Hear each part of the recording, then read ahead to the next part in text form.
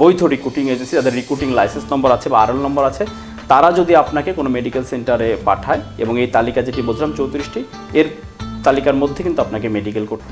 মালয়েশিয়াগামী কর্মীদের মেডিকেল কোথায় করবেন, কিভাবে করবেন এবং মালয়েশিয়া যেতে মেডিকেল সম্পর্কে বিস্তারিত তথ্য থাকবে। মালয়েশিয়া যেতে এখন পর্যন্ত 34টি মেডিকেল সেন্টার অনুমোদিত, অর্থাৎ মালয়েশিয়াতে যারা যেতে চান কর্মী ভিসায়, তাদের স্বাস্থ্য পরীক্ষার জন্য বাংলাদেশে 34টি মেডিকেল সেন্টার অনুমোদন দিয়েছে মালয়েশিয়ার যেই কেন্দ্রীয় অনলাইন পদ্ধতি যেটি কর্মী নেওয়ার ক্ষেত্রে তাদের মানব সম্পদ মন্ত্রণালয়ের সেই FWCMH সেই পদ্ধতিতে যেই 34টি মেডিকেল সেন্টার তালিকাভুক্ত বা অনুমোদিত, সেগুলোর নাম প্রথমে একটু আপনাদেরকে জানাতে চাই। এছাড়াও প্রবাস তথ্য কেন্দ্র মোবাইল অ্যাপে মেডিকেল সেন্টার মালয়েশিয়া নামে যে ক্যাটাগরিটি আছে সেখানে গেলে আপনারা সেই ঠিকানা সহ বিস্তারিত সেখানে পাবেন। আমি দ্রুত একটু নামগুলো একবার পড়ে দিচ্ছি যাতে করে আপনাদের বুঝতে অন্তপক্ষে সুবিধা হয়। একবার শুনলে হয়তো সেই সেন্টারটির নাম আপনাদের কানে বাজতে থাকবে, তাহলে ভিন্ন কোনো মেডিকেল সেন্টারে গিয়ে আপনারা মেডিকেল করবেন না।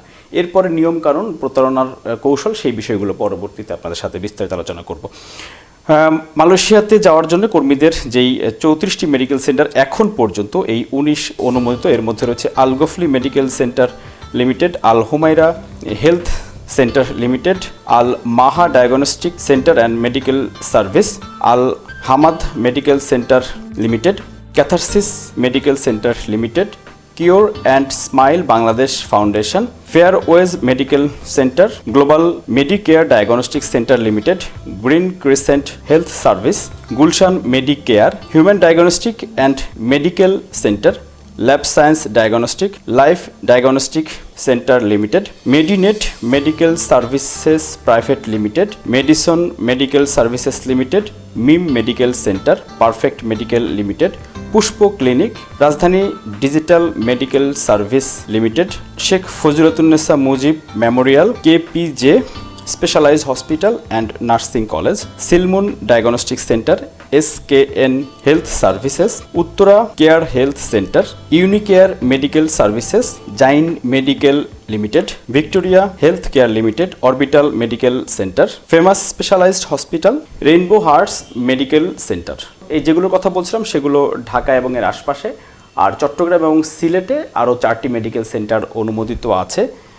চট্টগ্রামে 2টি রয়েছে, এর মধ্যে apex diagnostic service, green crescent medical diagnostic, এটি হচ্ছে যে চট্টগ্রামের 2টি মেডিকেল সেন্টার। আর সিলেটে রয়েছে আরও 2টি মেডিকেল সেন্টার অনুমোদিত, Rahman Medical Centre, Green Crescent Medi Lab, এই দুটি হচ্ছে সিলেটে। অর্থাৎ যেই 34টি মেডিকেল সেন্টারের নাম আপনাদেরকে এতক্ষণ শোনালাম, সেইগুলো হচ্ছে মালয়েশিয়াতে যাওয়ার জন্যে কর্মীদের যে মেডিকেল করতে হবে সেগুলোর জন্য এই সেন্টারগুলো হচ্ছে অনুমোদিত।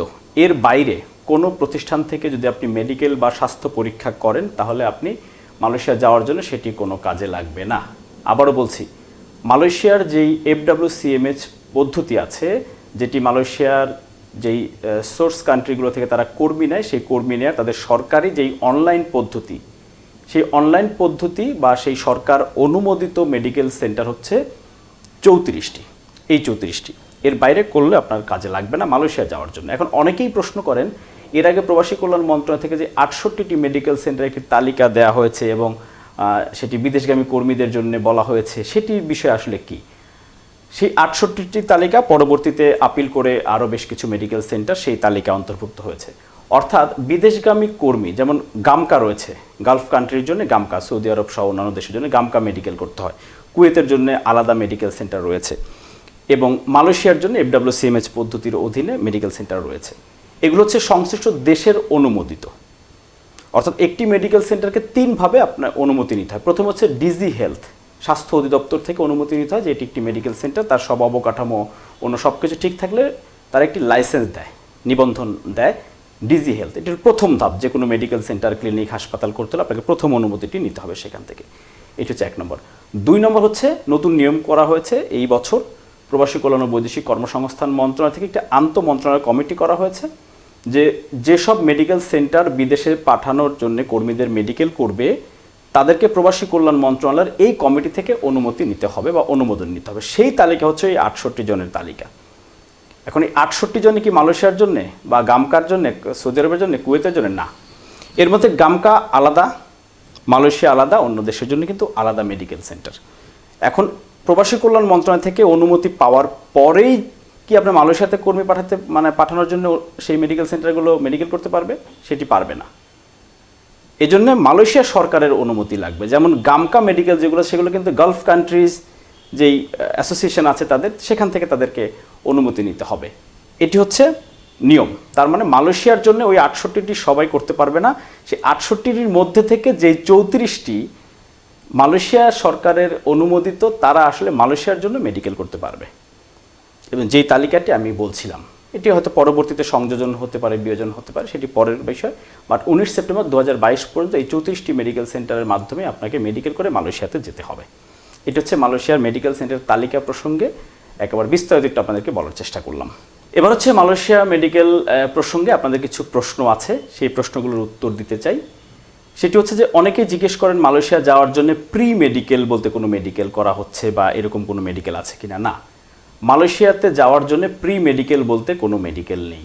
আপনি আপনার স্বাস্থ্য পরীক্ষা যে কোনো জায়গায় প্রতি বছরে 2বার 3বার করতে পারেন, আপনার যদি সেই সামর্থ্য থাকে বা সেই সদিচ্ছা থাকে সেটি করতে পারেন। অনেকে প্রশ্ন করেন চশমা পরেন তাদের আসলে কি যেতে পারবেন কিনা। তাদের জন্য হচ্ছে যে -5 থেকে 10 পর্যন্ত যাদের পাওয়ার চোখের চশমা ব্যবহার করেন তারা যাবেন। 10-এর বেশি হলে সেটি সাধারণত গ্রহণযোগ্য হবে না। সেতী রোগ আছে যাদের, সাদা সাদা হাতে টাতে অনেক জায়গায় সাদা থাকে মুখে, এই সেতী রোগ বা এই সেতী যাদের চিহ্ন আছে তারা আসলে মালয়েশিয়ার জন্য মেডিকেলে তারা যেতে পারবেন না। পা খুঁড়িয়ে হাঁটলে তারাও আনফিট হবেন। অর্থাৎ পা যদি, যারা অনেকে আছেন যে পা একটু হয়তো ছোট বা কোনো কারণে আঘাতপ্রাপ্ত, একটু হাঁটার সময় বোঝা যায় যে তিনি খুঁড়িয়ে খুঁড়িয়ে হাঁটছেন, তিনি অনুমোদিত আনফিট হবেন।